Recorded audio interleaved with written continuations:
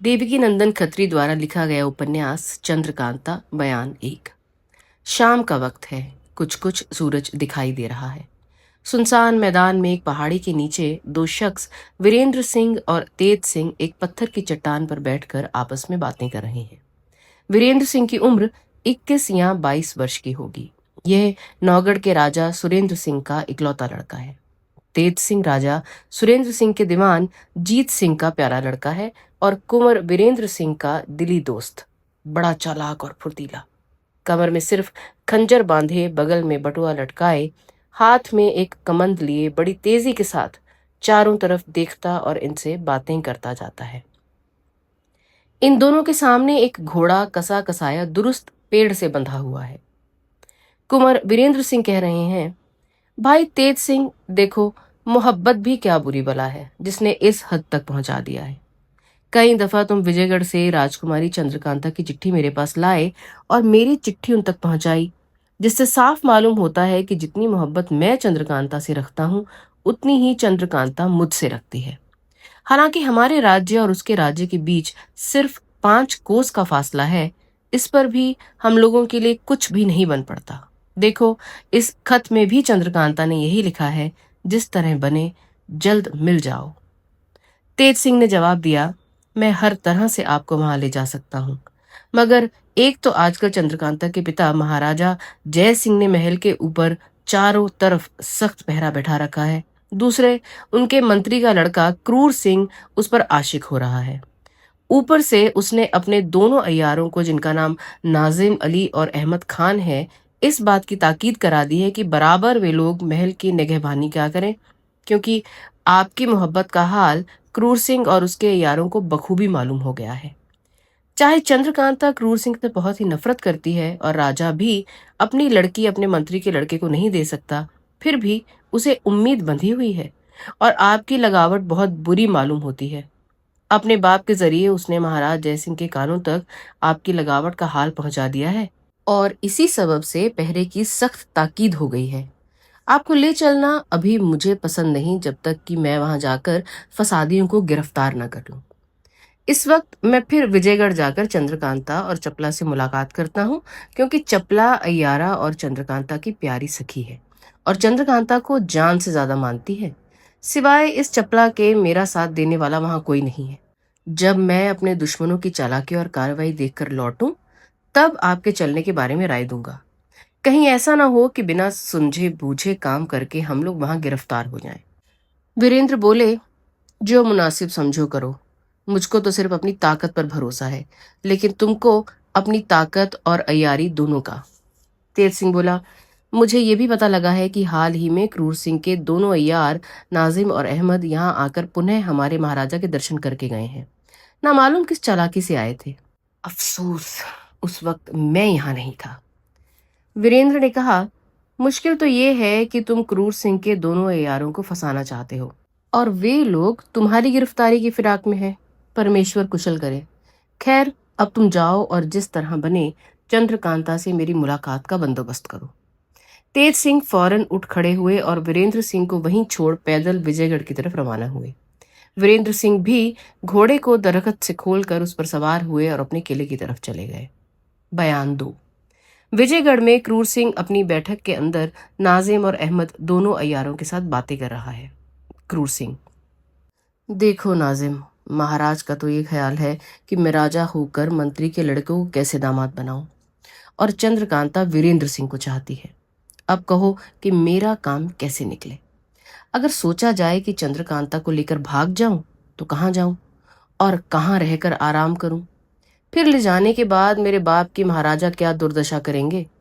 इससे तो यही मुनासिब होगा कि पहले वीरेंद्र सिंह और उसके अय्यार तेज सिंह को किसी तरह गिरफ्तार कर किसी ऐसी जगह ले जाकर खपा डाला जाए कि 1000 वर्ष तक न पता चले, और इसके बाद मौका पाकर महाराज को मारने की फिक्र की जाए। फिर तो मैं झट गद्दी का मालिक बन जाऊंगा और तब अलबत्ता अपनी जिंदगी में चंद्रकांता से ऐश कर सकूंगा। मगर ये तो कहो कि महाराज के मरने के बाद मैं गद्दी का मालिक कैसे बनूंगा, लोग मुझे कैसे राजा बनाएंगे।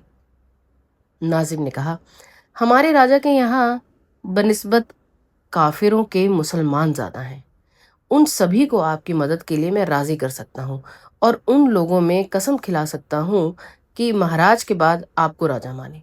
मगर शर्त यह है कि काम हो जाने पर आप भी हमारे मजहब मुसलमानी को कबूल करें। क्रूर सिंह: अगर ऐसा है तो मैं तुम्हारी शर्त दिलो जान से कबूल करता हूँ। अहमद बोला, तो बस ठीक है, आप इस बात का इकरारनामा लिखकर मेरे हवाले कर दें। मैं सब मुसलमान भाइयों को दिखाकर उन्हें अपने साथ मिला लूंगा। क्रूर सिंह ने काम हो जाने पर मुसलमानी मजहब अख्तियार करने का इकरारनामा लिखकर फौरन नाजिम और अहमद के हवाले किया, जिस पर अहमद ने क्रूर सिंह से कहा, अब सब मुसलमानों का एक दिल कर लेना हम लोगों के जिम्मे है। इसके लिए आप कुछ ना सोचिए। हाँ, हम दोनों आदमियों के लिए भी एक इकरारनामा इस बात का हो जाना चाहिए कि आपके राजा हो जाने पर हम ही दोनों वजीर मुकर्रर किए जाएंगे। और तब हम लोगों की चालाकी का तमाशा देखिए कि बात की बात में जमाना कैसे उलट पलट कर देते हैं। क्रूर सिंह ने झटपट इस बात का भी इकरारनामा लिख दिया, जिससे वे दोनों बहुत खुश हो गए। इसके बाद नाजिम ने कहा, इस वक्त हम लोग चंद्रकांता के हालचाल की खबर लेने जाते हैं, क्योंकि शाम का वक्त बहुत अच्छा वक्त है। चंद्रकांता जरूर बाग में गई होगी और अपनी सखी चपला से अपनी विरह कहानी कह रही होगी। इसलिए हमको पता लगाना कोई मुश्किल नहीं होगा कि आजकल वीरेंद्र सिंह और चंद्रकांता के बीच में क्या हो रहा है।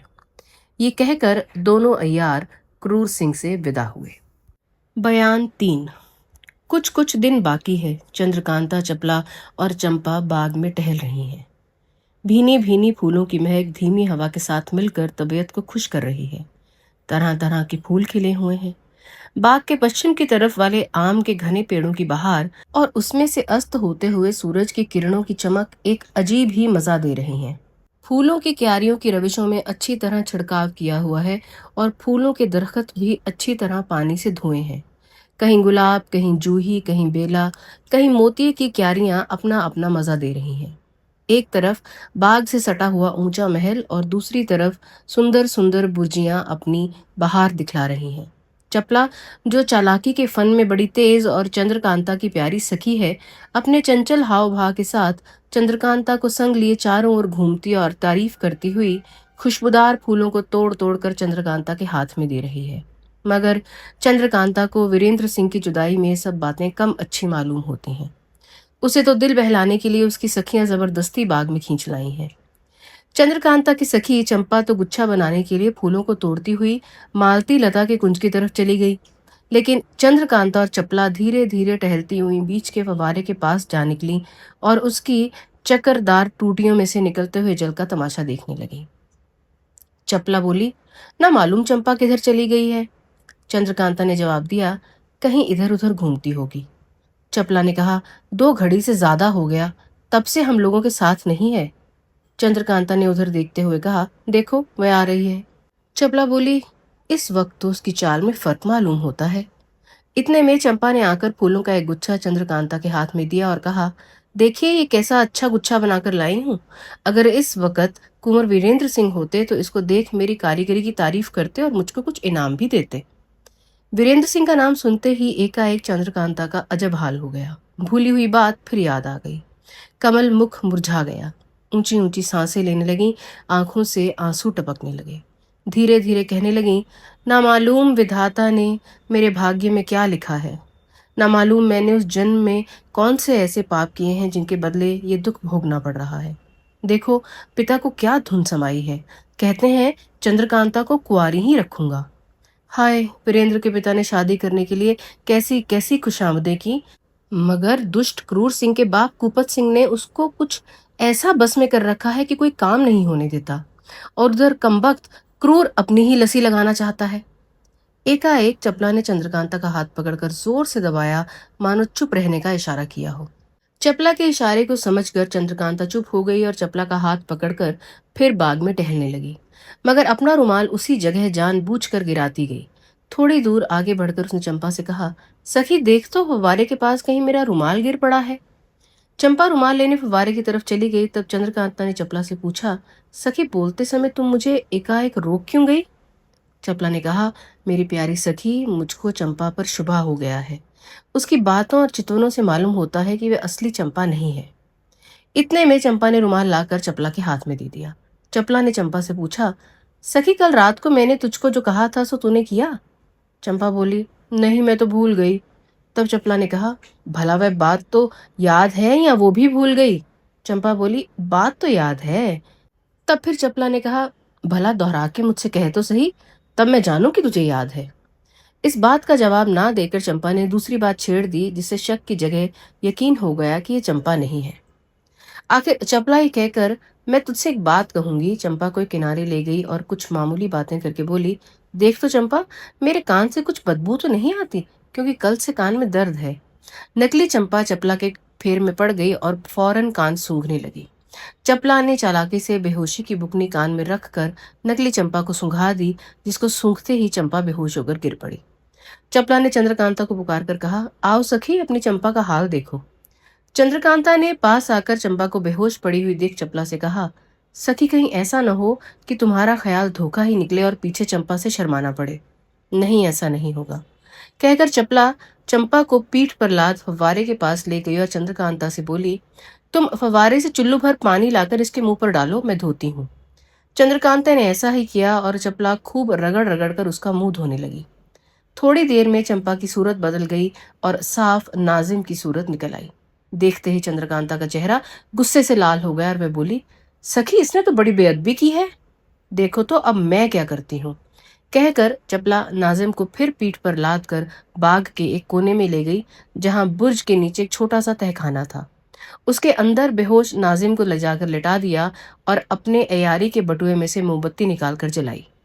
एक रस्सी से नाजिम के पैर और दोनों हाथ पीठ की तरफ खूब कसकर बांधे और डिबिया से लखलखा निकालकर उसको सुंघाया, जिससे नाजिम ने एक छींक मारी और होश में आकर अपने को कैद और बेबस दिखा। चपला कूड़ा लेकर खड़ी हो गई और उसे मारना शुरू कर दिया। माफ करो, मुझसे बड़ा कसूर हुआ, अब मैं कभी ऐसा नहीं करूंगा, बल्कि इस काम का नाम भी न लूंगा, इत्यादि कहकर नाजिम चिल्लाने लगा और रोने लगा। मगर चपला कब सुनने वाली थी। वह कूड़ा जमाए ही गई और बोली, सब्र कर, अभी तो तेरी पीठ की खुजली भी ना मिटी होगी। तू यहाँ क्यों आया था? क्या तुझे बाग की हवा अच्छी मालूम हुई थी? क्या बाग की सैर को जी चाहा था? क्या तू नहीं जानता था कि चपला भी यहाँ होगी? हरामजादे के बच्चे, बेईमान, अपने बाप के कहने से ही तूने काम किया ना। देख, मैं उसकी भी तबीयत खुश कर देती हूँ। ये कहकर फिर मारना शुरू कर दिया और पूछा, सच बता, तू यहाँ कैसे आया और चंपा कहाँ गई? मार के खौफ से नाजिम को असल हाल कहना ही पड़ा। मैं बोला, चंपा को मैंने बेहोशी किया था। बेहोशी की दवा छिड़क कर फूलों का गुच्छा उसके रास्ते में रख दिया, जिसको सूंघ कर वह बेहोश हो गई। तब मैंने उसे मालती लता के कुंज में डाल दिया और उसकी सूरत बना उसके कपड़े पहन तुम्हारी तरफ चला आया। लो, मैंने अब सब हाल कह दिया, अब मुझे छोड़ दो। चपला ने कहा, ठहर, छोड़ती हूँ। मगर फिर भी 10-5 कोड़े और जमा ही दिए, यहाँ तक कि नाजिम बिलबिला उठा। तब चपला ने चंद्रकांता से कहा, सखी तुम इसकी निगहबानी करो, मैं चंपा को ढूंढ कर लाती हूँ, कहीं मैं पाजी झूठ न कहता हो। चंपा को खोजती हुई चपला मालती लता के पास पहुंची और बत्ती जलाकर ढूंढने लगी। देखा कि सचमुच चंपा एक झाड़ी में बेहोश पड़ी है और उसके बदन पर एक लत्ता भी नहीं है। चपला उसे लेख लखा सुंघा कर होश में लाई और पूछा, क्यों, मिजाज कैसा है, खा गई ना धोखा? चंपा ने कहा, मुझे क्या मालूम था कि इस समय यहाँ अयारी होगी। इस जगह फूलों का एक गुच्छा पड़ा था, जिसको उठाकर सूंघते ही मैं बेहोश हो गई। फिर ना मालूम क्या हुआ। हाय हाय, न जाने किसने मुझे बेहोश किया, मेरे कपड़े भी उतार लिए, बड़ी लागत के कपड़े थे। वहां पर नाजिम के कपड़े पड़े हुए थे, जिनमें से 2 एक लेकर चपला ने चंपा का बदन ढका और तब ये कहकर कि मेरे साथ आ, मैं उसे दिखलाऊं जिसने तेरी ये हालत की, चंपा को साथ ले उस जगह आई और चंद्रकांत और नाजिम जहां पर थे। नाजिम की तरफ इशारा करके चपला ने कहा, देख, इसी ने तेरे साथ में भलाई की थी। चंपा को नाजिम की सूरत देखते ही बड़ा क्रोध आया और वह चपला से बोली, बहन अगर इजाजत हो तो मैं भी 2-4 कोड़े लगाकर अपना गुस्सा निकाल लूं। चपला ने कहा, हाँ हाँ, जितना जी चाहे, इस मुए को जूतियां लगाओ। फिर क्या था, चंपा ने मन माने कोड़े नाजिम को लगाए, यहाँ तक कि नाजिम घबरा उठा और जी में कहने लगा, खुदा क्रूर सिंह को गारत करे, जिसकी बदौलत मेरी ये हालत हुई है। आखिरकार नाजिम को उसी कैद खाने में कैद कर तीनों महल की तरफ रवाना हुई। ये छोटा सा बाग, जिसमें ऊपर लिखी बातें हुई, महल के संग सटा हुआ उसके पिछवाड़े की तरफ पड़ता था और खासकर चंद्रकांता के टहलने और हवा खाने के लिए ही बनवाया गया था। इसके चारों तरफ मुसलमानों का पहरा होने के सबब से ही अहमद और नाजिम को अपना काम करने का मौका मिल गया था। बयान 4। तेज सिंह वीरेंद्र सिंह से रुखसत होकर विजयगढ़ पहुंचेगा और चंद्रकांता से मिलने की कोशिश करने लगे, मगर कोई तरकीब न बैठी क्योंकि पहरे वाली बड़ी होशियारी से पहरा दे रहे थे। आखिर सोचने लगे कि क्या करना चाहिए। रात चांदनी है, अगर अंधेरी रात होती तो कमंद लगाकर ही महल के ऊपर जाने की कोशिश की जाती। आखिर तेज सिंह एकांत में गए और वहां अपनी सूरत एक चौबदार किसी बनाकर महल की ड्योढ़ी पर पहुंचे। देखा कि बहुत से चौबदार और प्यादे बैठे पहरा दे रहे हैं। एक चौबदार से बोले, यार हम भी महाराज के नौकर हैं। आज 4 महीने से महाराज हमको अपनी अर्दली में नौकर रखा है। इस वक्त छुट्टी थी, चांदनी रात का मजा देखते देखते इस तरफ आ निकले। हम लोगों को तंबाकू पीने में अच्छा लगता है, तुम लोगों को देखा तो जी में आया कि चलो 2 फूंक हम भी लगा लें। अफीम खाने वालों को तंबाकू की महक कैसी मालूम होती है, आप लोग भी जानते ही होंगे। हाँ हाँ, आइए बैठिए, तंबाकू पीजिए, कहकर चौबदार और प्यादों ने हुक्का तेज सिंह के आगे रखा। तेज सिंह ने कहा, मैं हिंदू हूँ, हुक्का तो नहीं पी सकता, हाँ हाथ से जरूर पी लूंगा।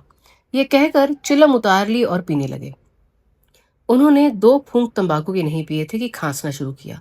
इतना खांसा कि थोड़ा सा पानी भी मुंह से निकाल दिया और तब कहा, मियाँ तुम लोग अजब कड़वा तंबाकू पीते हो, मैं तो हमेशा सरकारी तंबाकू पीता हूँ। महाराज के हुक्का बरदार से दोस्ती हो गई है, वह बराबर महाराज के पीने वाले तंबाकू में से मुझको थोड़ा दे दिया करता है। अब ऐसी आदत पड़ गई है कि सिवाय उस तंबाकू के और कोई तंबाकू अच्छा ही नहीं लगता। इतना कहकर चौबदार बने हुए तेज सिंह ने अपने बटुए में से एक चिलम तंबाकू निकाल कर दिया और कहा, तुम लोग भी पीकर देख लो कि कैसा तंबाकू है। भला चौबदारों ने महाराज के पीने का तंबाकू कभी काहे को पिया होगा। झट हाथ फैला दिया और कहा, लाओ भाई, तुम्हारी बदौलत हम भी सरकारी तंबाकू पी लें। तुम बड़े किस्मत वाले हो कि महाराज के साथ रहते हो, तुम तो खूब चैन करते होगे।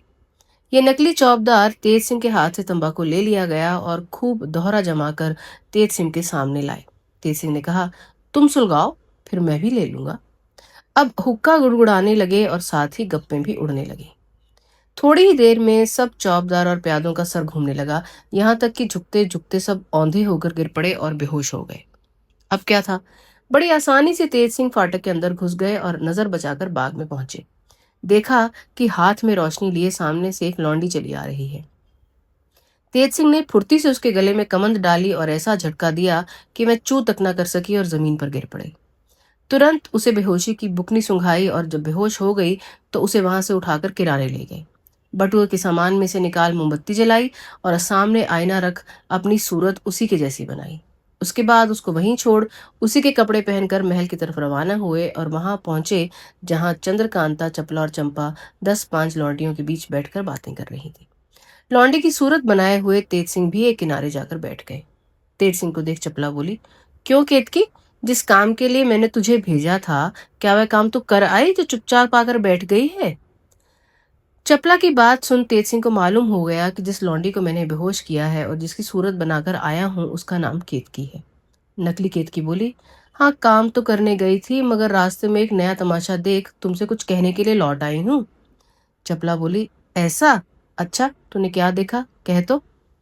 नकली केतकी बोली, सभी को हटा दो तो तुम्हारे और राजकुमारी के सामने बात कहकर सुनाओ। सब लौंडियां हटा दी गईं और केवल चंद्रकांता, चपला और चंपा रह गईं। अब केतकी ने हंसकर कहा, कुछ इनाम दो तो खुशखबरी सुनाओ। चंद्रकांता ने समझा कि शायद वे कुछ वीरेंद्र सिंह की खबर लाई है, मगर फिर ये भी सोचा, मैंने तो आज तक कभी वीरेंद्र सिंह का नाम भी इसके सामने नहीं लिया, तभी क्या मामला है, कौन सी खुशखबरी है जिसके सुनाने के लिए पहले से ही इनाम मांग रही है। आखिर चंद्रकांता ने केतकी से कहा, हाँ हाँ इनाम दूंगी, तो कह तो सही क्या खुशखबरी लाई है। केतकी ने कहा, पहले दे दो तो कहूं, नहीं तो जाती हूं। ये कहकर उठ खड़ी हुई। केतकी के नखरे देख चपला से ना रहा गया और वह बोल उठी, क्यों रे केतकी, आज तुझको क्या हो गया है कि ऐसी बड़बड़ कर बातें कर रही है, लगाऊं तो लात उठा के। केतकी ने जवाब दिया, क्या मैं तुझसे कमजोर हूं जो तू लात लगावेगी और मैं छोड़ दूंगी। अब चपला से ना रहा गया और केतकी का झूंटा पकड़ने के लिए दौड़े, यहाँ तक कि दोनों आपस में गुथ गए। इत्तेफाक से चपला का हाथ नकली केतकी की छाती पर पड़ा, जहां की सफाई देखकर वह घबरा उठी और झट से अलग हो गई। नकली केतकी हंसकर बोली, क्यों भाग गई, आओ लड़ो। चपला अपनी कमर से कटार निकालकर सामने हुई और बोली, ए अय्यार, सच बता तू कौन है, नहीं तो अभी जान ले लेती हूँ। इसका जवाब नकली केतकी ने चपला को कुछ नहीं दिया और वीरेंद्र सिंह की चिट्ठी निकालकर सामने रख दी। चपला की नजर भी इस चिट्ठी पर पड़ी और गौर से देखने लगी। वीरेंद्र सिंह के हाथ की लिखावट देख समझ गई कि ये तेज सिंह है, क्योंकि सिवाय तेज सिंह के और किसी के हाथ वीरेंद्र सिंह कभी चिट्ठी नहीं भेजेंगे। ये सोच समझकर चपला शर्मा गई और गर्दन नीचे कर चुप हो गई, मगर जी में तेज सिंह की सफाई और चालाकी की तारीफ करने लगी।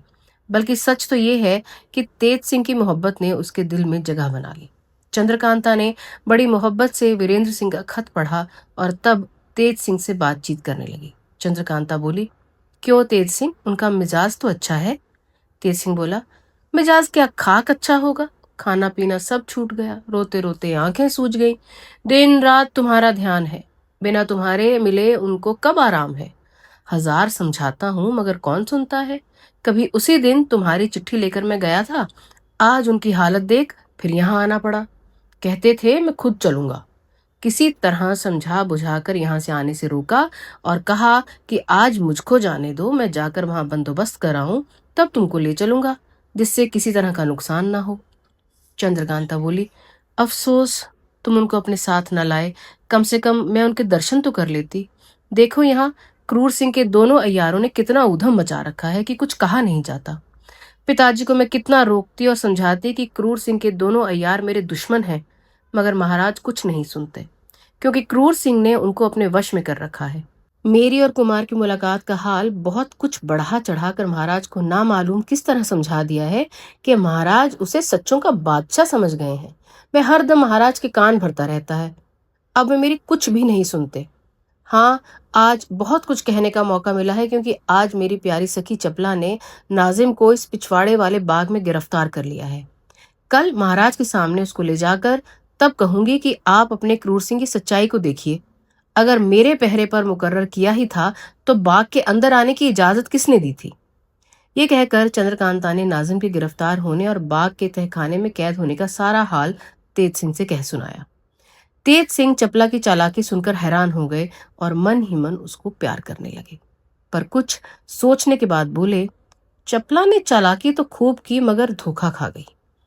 ये सुन चपला हैरान हो गई। हाय राम, मैंने क्या धोखा खाया? पर समझ में कुछ नहीं आया। आखिर ना रहा गया तो तेज सिंह से पूछा, जल्दी बताओ, मैंने क्या धोखा खाया? तेज सिंह ने कहा, क्या तुम इस बात को नहीं जानती थी कि नाजिम बाग में पहुंचा तो अहमद भी जरूर आया होगा? फिर बाग में ही नाजिम को क्यों छोड़ दिया? तुमको मुनासिब था कि जब उसको गिरफ्तार किया ही था तो महल में लाकर कैद करती या उसी वक्त महाराज के पास भिजवा देती।